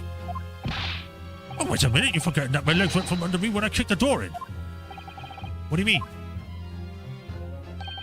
Like I said, I planted my hand in a dirty great puddle on the floor. Yes, so the victim's blood hadn't dried. It was fresh. He catches on fast, doesn't he? Objection! But that blood could be explained in a number of ways. It could have been put there afterwards. Some fresh blood could have been poured over the victim's body after he... Does my learned friend think that the fresh blood is available on every street corner? He's turning into Van Zeeks. He's becoming another one. Well, it needn't necessarily have been human blood, of course. We've been told previously that Scotland Yard has no way to identify blood as human. The problem is currently being researched. At present, you're correct. It's beyond our abilities. So then, a chicken's blood could have... A chicken's blood? You mean chicken's blood could have been used, for example? Get rid of the A. It's certainly a possibility that it wasn't inspected blood at all. Objection! But the gunshot was heard at 5 o'clock in that afternoon. That's beyond question. Is it, though? What? Given that the time of death of the victim was already been called into question, it isn't beyond the realms of possibility that what these witnesses heard wasn't a gunshot at all. Oh, please, what are you trying to say? Us lot know what we heard. It was a loud bang that caused from the inside the room. There. Now, you listen to me. A street seller's ears are his livelihood. He has a whip. I don't doubt your ears, sir, but all you can state with certainty is that what you heard is that you heard a noise. Eh? Explain yourself, counsel. A noise that sounds like a gunshot could have been made with... There it is. Take that! Something like this. The culprit could have been set off one of these to fake a gunshot. Oh, God gracious. The very fireworks that are sold to the witness. Now, hold on a minute. Are you saying I did it? My pretty little firecrackers only make a little pop anyway. See? Not 100 of them together. The Venus special that you sell for 600 pennies sounds like this. As the court can now attest, it sounds very much like a gunshot, in fact. You're trying to suggest that somebody set one of those fireworks off at the scene? I'm suggesting that somebody knew the defendant was in the room at 5 that day and sought to implicate it by creating a sound like a gunshot for these peddlers in Fresno Street to hear. Objection! But even the accused himself has testified that he saw no one else in the room at the time. Whether it was a gun or a firecracker, the only person present to cause the bang was Barrack Van Zeeks. One whiff of a match, my firecrackers go pop. See? It's why people like them. I fear for your fingers, young lady. Objection! Recently, during my time here in Britain, I've learnt of a very useful invention indeed. Something called a time bomb? Good heavens, a bomb? Yes, a device that allows you to blow up whatever you like, whenever you like. Mr. Naruhodo, I worry that your unfortunate phrasing there may lead to yet another international incident. Oh, no, wait. It's the whenever you like part that's important. He's using past experiences and cases.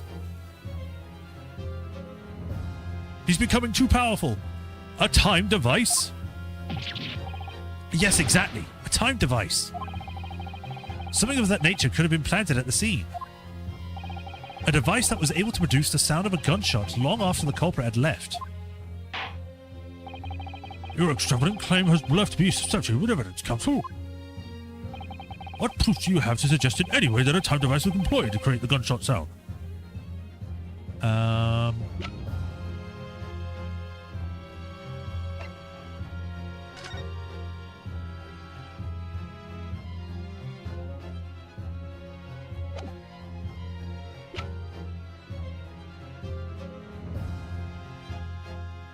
Renosko just pulls it out. He just pulls out a bomb. Time device.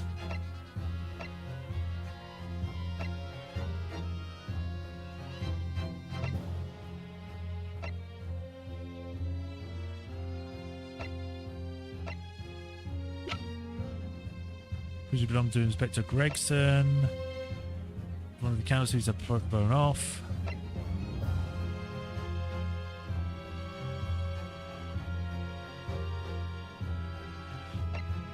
Could it be this?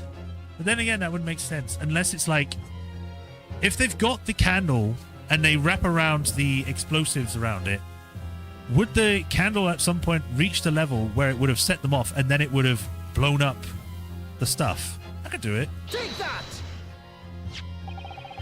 That makes the most logical sense to me. As the court has already discussed, the tip of one of the candles in the candelabrum has been blown off. Indeed, because it was struck by the bullet, which presumably passed through the victim. I don't think that's possible, my lord. Not possible? Why? Because of the scorching. There are gunpowder scorch marks clearly visible on the broken candle. Oh, there are? Goodness, yes. But it's not the case. Or is it not the case that there was also scorching on the victim around the bullet entry wound? That's right, there was. But as we heard earlier, The scorching like that only occurs when the target is at a very close range, a matter of centimeters from the gun. Which means that the scorching on the handle can't possibly be the result of a gunshot. You're suggesting it came from the fireworks? How can that be, eh? The fact that there's such a visible scorching on the candle suggests that the fireworks must have been right next to it when they exploded. Or to put it another way, the candle and firecrackers were joined together. That's what I was saying. The culprit somehow attached the firecrackers at a point somewhere partway down the candle. After the killer had left the scene, the candle slowly burnt down along with the other two, until eventually it ignited the fuse of the firecrackers, generating a loud... Ah, I was right then. I got the big brain, even if it is kind of jumbled at the moment. And that is how these three witnesses came to believe they heard a gunshot at 5 o'clock.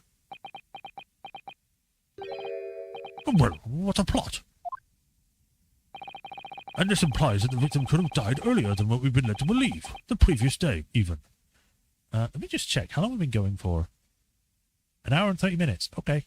We got like 13 minutes left. No, just hold your horses. All us here saw the victim going into the building, remember? I couldn't forget the flame-colored hair even if I wanted to.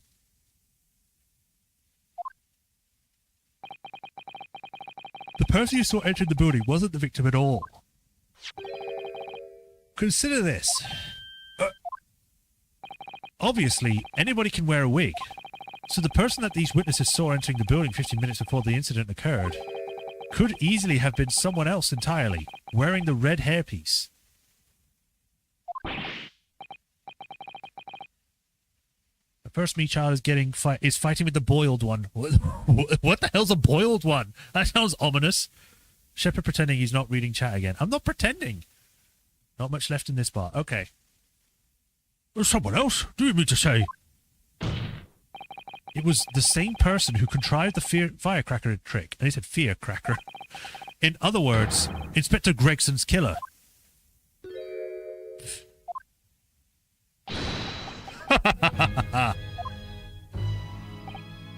Oh, very impressive, Ryunosuke. Naruhodo.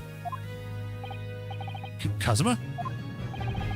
I'm really quite amazed you've come this far. But after all, wasn't I the one who told you that you had all the makings of a great defense lawyer? I also noted the lack of time of death in this report, a stark omission. But as far as I'm concerned, this whole country's justice system leaves a lot to be desired. And it's better than yours. Hold on, Prosecutor Usogi. What on earth do you mean by that statement? I hear that many of the leading members of Britain's judiciary are present to observe this trial today.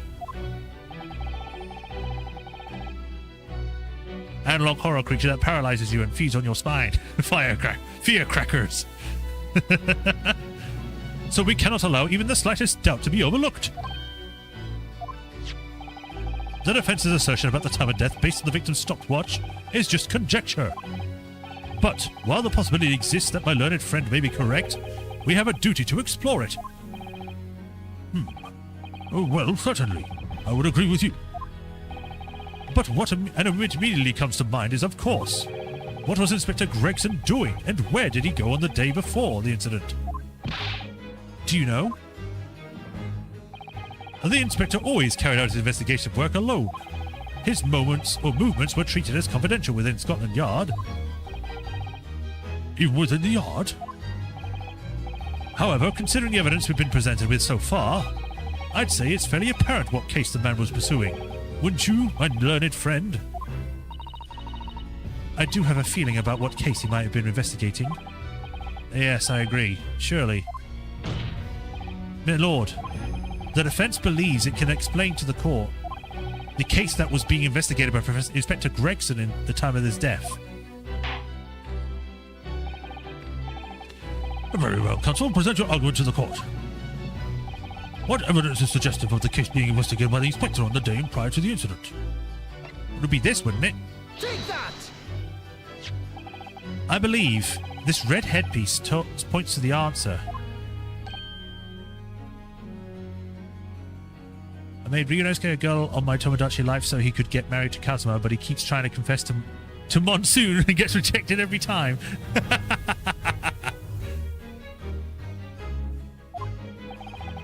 We might assume it was part of a disguise used to carry out an undercover investigation. Surely not. Wrong voice. Surely not. Such a brightly coloured headpiece will only serve to make the inspector more noticeable. Yes, that's quite true. It would definitely have made him stand out in a crowd. Except that is in a crowd of gentlemen from the Red-Headed League. The Red-Headed League? So, you already worked it out. What on earth is all this about? Is that the extraordinary League of Gentlemen? He made a reference. The League of Extraordinary Gentlemen. The Red-Headed League is currently under investigation for a grand deception. A deception of what nature, Council? They've been targeting red-headed men all across London and tricking them into out of small sums of money. 2 men were arrested on the misdemeanor only yesterday, in fact. My lord, the defence calls for those 2 men to be summoned at once. 2 redheads?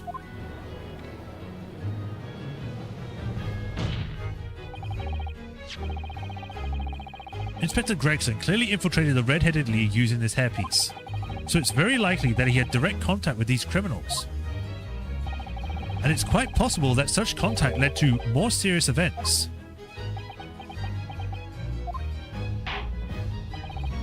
I concur, but we cannot in good conscience leave these new avenue explored. Well done, Mr. Naruhodo. Well, it's another possible line of inquiry for us at least. Why do Amis always choose to be for the worst people? I don't know, Balroth. It's fate. They want to have a battle. The prosecution will make immediate arrangements for the charged men to appear. Bring these 2 red-headed league conspirators before me, Prosecutor Sogi. At once, my lord. Very good. We'll have 30-minute recess. Court is adjourned. To be continued? Yeah.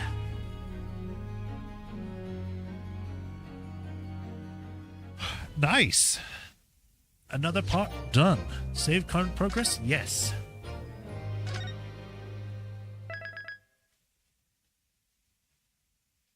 $8:25:55. I'll just save again. There we go. Right, we have now been going for 1 hour and 40 minutes. I don't think I'm about to do the next part of this, but we may be able to do one of the short adventures. So let's go see. Just as a sign out so we can get another one done. Right, back to title. Don't save. Yes.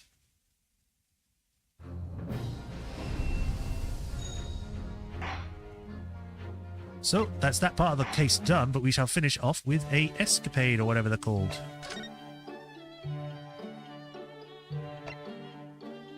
In Mr. Natsume's room. In this escapade in Mr. Natsume's room, it's revealed that the Japanese scholar was once a teacher of English. He has much to say on cultural differences between Japan and Britain, as well as on sentimentality, Shakespeare, and cycling.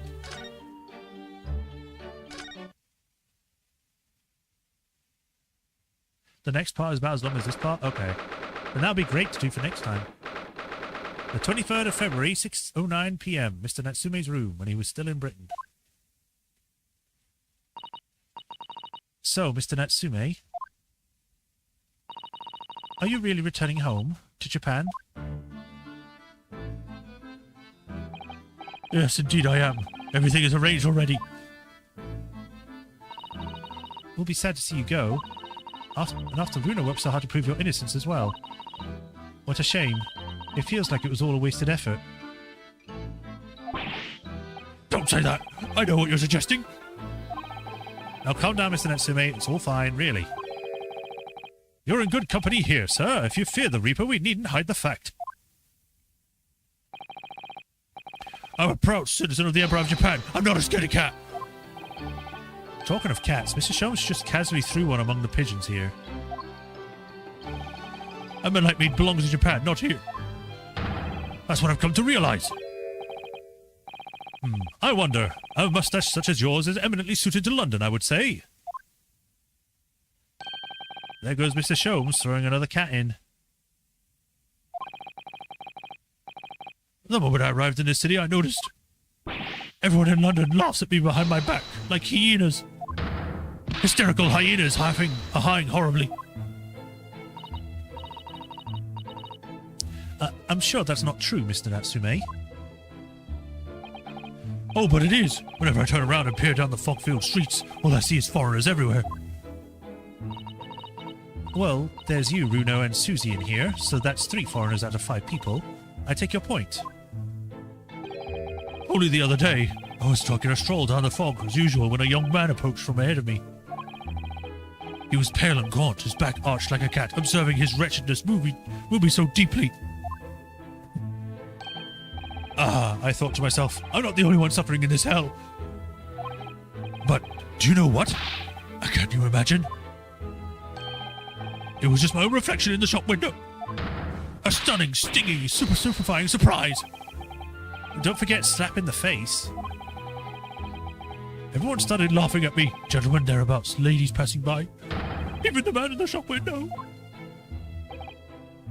Ah, yes, a certain great detective would like to be included among the mirthful. Mr. Sholmes is really going in for Saseki-san today. Well, I for one think you're a very handsome man, Mr. Natsume. There, did you hear that? This 10-year-old girl thinks you're handsome. Isn't that wonderful? That sounds so weird.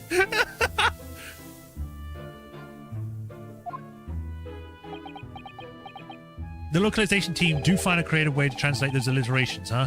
Yeah, pretty much. That makes me feel suspiciously warm inside. He looks genuinely delighted.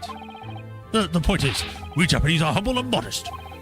Studying on foreign soil, surrounded by foreign people, how could anyone possibly enjoy that? A lot of people, to be honest.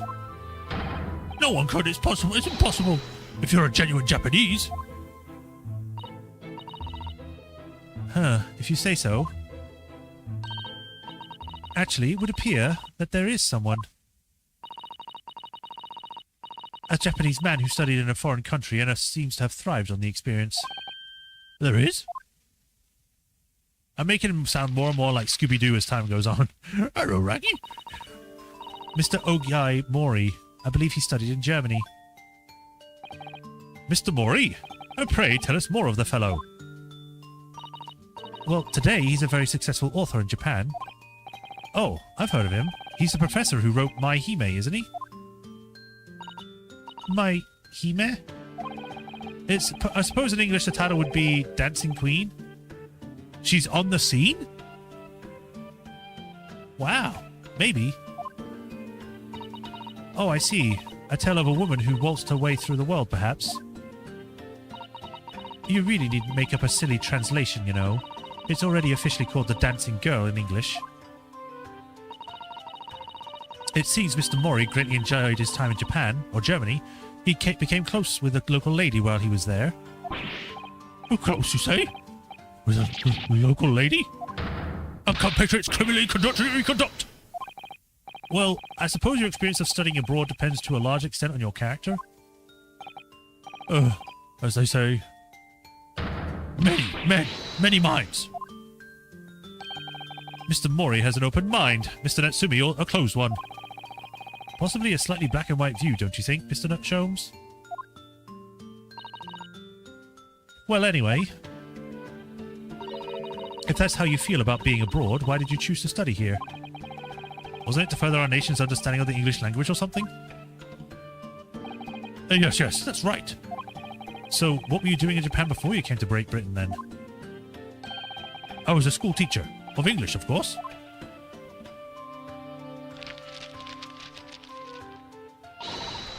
A bit cursory, perhaps, but I managed to discover some information about Mr. Natsumi's teaching days. That's just a little outside the field of law, isn't it, Mr. Sado? Well, let me propose you a question, Mr. Naruhodo. If you had to translate the English phrase "I love you" into Japanese, what would it become? I love moons. That's easy.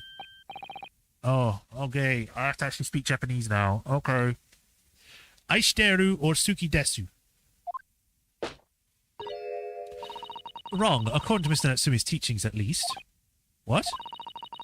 Would you like me to explain, Mr. Natsume? Would you like to explain? Yes, of course. Your research was very thorough. I always used to tell my students that we Japanese don't express ourselves that way. Rather, we might say... Suki... I'm getting self-conscious about reading this now. Suki ga kirei desune. My dear Mr. Natsume, I must interject. Suki ga kirei desune would translate as, the moon is beautiful, isn't it? I know that. The point is that we Japanese are reticent when it comes to expressing our emotions. We prefer to show our feelings of adoration, our suki, by appreciating the beauty of the moon, the isuki. Ah, so using suki to express suki. This is some amusing play on words, I see. No, we're in a language you might understand better. Mad Jones. It's no play on words, it's subtle, it's humble, it's fleeting and beautiful. It's art. Isn't it just being shy? My dear fellow, the foreign dancing girl will forever be of your reach if with such an attitude. Imagine how the great Mr. Mori would act. He would win the lady's heart in a flash with a well-placed and an unrestrained, I love you. Smooth, Mr. Nori. Am I destined to live in this shadow forever? Just what sort of man is he in that imagination of yours? The fact is, I just can't settle in this foggy London town with all its foreign inhabitants. I've lost count of the number of different lodgings I've tried before I found myself here. As it happens, I've even lived on Baker Street one time. No, really? A South scholar lives near there, a man by the name of William James Craig. His knowledge of Sao is unsurpassed. He's been a great inspiration to me over the... Forgive the interruption, but am I supposed to be familiar with this Sao of which you speak? It's Shakespeare, of course. Shakespeare. But in Japanese, we write it as Sa, or O, and O. I'm imagining Iris hitting Jones with a spray bottle. It's not spraying it, she's just hitting him with it. It's a phonetic representation using kanji characters, and so English is Igirisu and American is America. Why is America actually said as America, but England is said as Igirisu, which is not anything like that word? Come to think of it, we use the same character as Ri in one word with Risu in another. Talk about confusing. So Shakespeare is a Sao in Japanese. Presumably the Sa is a brutal attempt at the first Sha, in which case where is the Kaspeer? I'd never thought of that. We only have the O left. Which could, even in the most charitable interpretation, only be a brutal attempt at old man. It seems to me that whoever had the job of deciding on the characters for his name got bored very early on. Complete kanji! Characters free! So then, on to the burning question. What about me? How do you write my name? Sorry? Herlock Sholmes, my dear fellow. There must be a Japanese characters for my name. Oh dear. I'm sorry, Mr. Sholmes, but none exist that I'm aware of. What? Am I really nothing to you, Japanese? In that case, it is a matter of paramount importance. You must construct my name in kanji at once. Well, we could use a kanji that's pronounced so to start with, and then use one more to give so, perhaps? I think that would be about right, Mr. Sholmes. But that's almost the same as Sao, isn't it? Yes, you employed the dreaded O. I don't want people to confuse me with an old man who died centuries ago.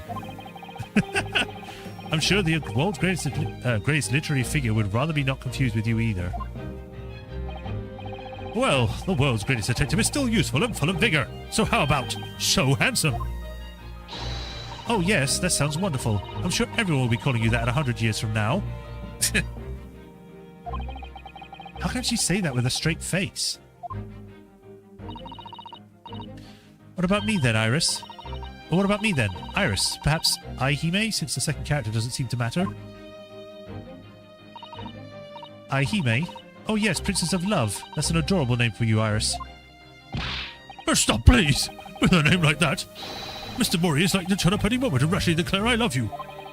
This Mori-san has become quite a character in Saseki's-san's mind. And you, Mr. Naruhodo. Might I venture, Kurobuzu is a fitting name for you, as in the Dark Monk?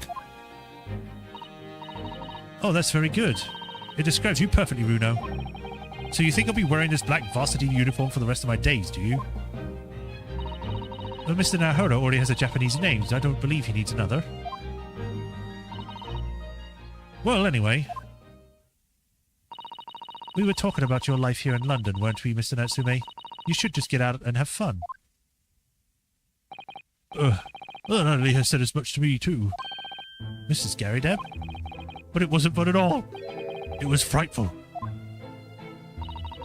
Whatever do you mean? A cycle accident. Or incident. An incident on a bicycle? Oh yes, come to think of it.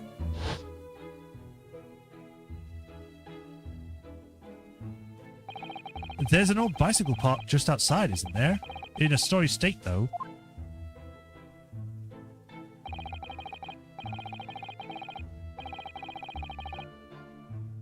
I tried to say no to her, but she insisted I took it for a ride. Perhaps my pronunciation was wrong. So I took my life in my hands and attempted to ride the seal spiderweb stallion to a nearby park. I really don't think there's anything wrong with your pronunciation, Mr. Natsume. Joan Garydeb isn't the kind of woman to take no for an answer. If you're going to die, you might as well die in beautiful surroundings. So the park was my first thought. After a whole day of dicing with death, I emerged with only relative minor bruises. So you got the knack of it? Don't be silly. Dying isn't something you can learn to do. Mr. Natsume, you keep talking about dicing with death and dying and so forth, but riding a bicycle is supposed to be fun. Oh no, that's just what people tell you, but it's an old wives' tale. Is it? I mean, just consider the real name of the vehicle. It's not called a dicycle for nothing. How anyone expects us to be an aptly named vehicle to move forwards is beyond me. Pedal power promises pain. Joan Garydeb really is gaslight gatekeep girl boss. I mean, I think she's kind of racist too, isn't she? Or at least has a distaste. I didn't think it was possible to get worse for practice. I'm lucky to be alive. Although, I must say, after looking death in the eye for a whole week, I did at least manage to mount the steed reliably. And notwithstanding a few wobbles, I found I could make progress in the forward direction. What a triumph. Deduction is much the same. When first presented with a problem, the mental exertion of trying to solve it leads only to better disappointment. But after a week of picking one's way carefully through the path of reasoning and thought, one begins to see results. So, is that why all of your off-the-cuff deductions always seem half-baked? What a wonderful insight to your extraordinary minds, Mr. Sholmes. Unfortunately, after wobbling down the street, I noticed there was little stones everywhere. Death traps. Not in that way, I said to myself. But the wild vehicle wouldn't listen. It wobbled me on and down the street. So, of course, I hit one of those deadly stones and the crazy colt threw me. It's just my luck. Bicycles are the epitome of the pitiful life. I wish I could disagree. On the same subject, I'm sure there's a famous American author who's written about having a similar experience. Oh yes, I've read that essay too, Iris. It's like every single time they get to a new topic, they suddenly divulge into a separate topic that's somehow related before getting back to the main topic. Some of us are better read than others. Well, no more bicycles for me. Oh, Mr. Natsume, at least you have an interesting anecdote to take with you back to Japan, if nothing else. You always manage to put a positive spin on things, don't you, Mrs. Zado? Personally, I haven't mounted a bicycle for some time. Me neither. I think the last time I rode a bicycle was more than 10 years ago. That's for sure. No, me neither. Oh, that's good. So how about a jaunt? We shall all ride out together. Huh? That sounds great. I'll perch behind Mrs. Addo. But the sun is going down. It will be pitch black before long. London street lamps are very bright, you know, and the fog isn't thick today. Or too thick. And my beloved ride is all bent out of shape. My dear fellow, if you're bound to topple the vehicle anyway, it's fitting that it's already bent out of shape. It wouldn't work. If it's settled, then. Come along, Mr. Natsume, shall we go?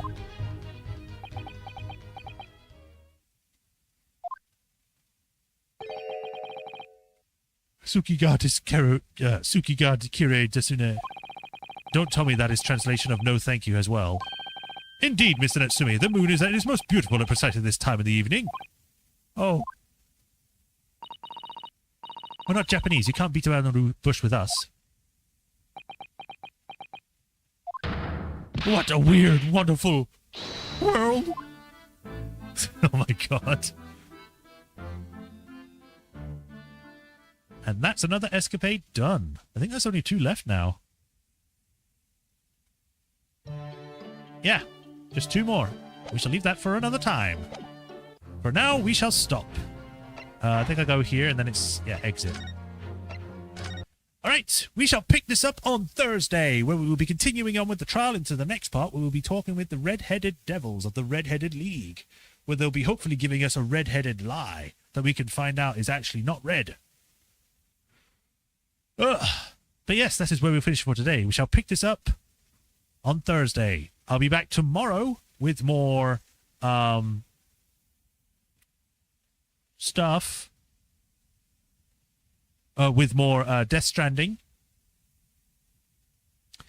And after that, yeah, we'll see what we can do in that.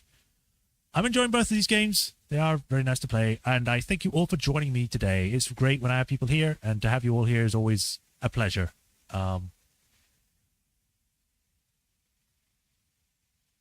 So, yeah. Regardless, thank you for watching today. As usual, if you have not already, be sure to like, follow, subscribe, do the bell notifications so you know when the next stream. And if you want to help support me, thanks to Patreon and tips. And if you do become a patron, you get named out of the patron list here, where I'll give you a shout out of every stream, like I do with Hiroru Kuni, the Swordmaster 37, and Rafatron 2000. I thank you for the continued support. I greatly appreciate you all. And we give Kazuma even more brain damage by making him think. Ugh. But yeah, that's it for today. So thank you all for joining. I'll see you either tomorrow or Thursday, depending. And until then, y'all take care. The weirdest thing that's happening is Liquid Snake dating Woof Muffet. What? But yeah. So next time, bye everyone. Bye Rafatron. Bye Baloroth. Bye everyone else. Y'all take care. Have a nice rest of the day. And I'll see you either tomorrow or Thursday. Until then, bye-bye.